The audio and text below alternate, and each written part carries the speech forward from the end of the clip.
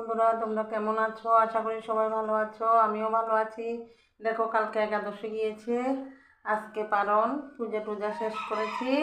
আজকে আবার শিব চতুর্দশী। ছেলের বউ আজকে সংযম করবে। এখন কি করব তোমাদের দেখাচ্ছি। ঠাকুর ঘরে কী দিয়ে ভোগ দিচ্ছি তাও দেখাচ্ছি, তোমরা দেখতে থাকো। দেখো বন্ধুরা, আমার পুজো শেষ হয়ে গেছে। তারপর এখন ভোগ দর্শন করতে এসেছি। এই দেখো, এখানে বাল্যভোগ দিয়েছি।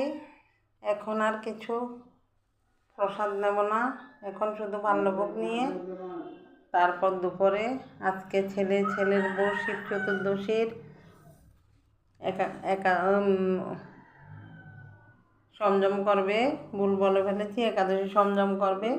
ওদের জন্য রুটি করে দেব।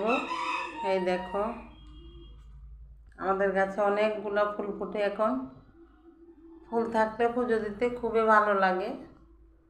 দেখো বন্ধুরা, দেখেছো আমি ভোগ লাগিয়েছি। এখন পুজো শেষ করে দিয়েছি। এই দেখো, আমার বাবা ভোলানাথ, পার্বতী, এখানে কার্তিক, গণেশ ঠাকুর, ওরা কালকে শিব চতুর্দশী পূজা করবে, তোমাদের দেখাবো। ভালো থেকো সবাই।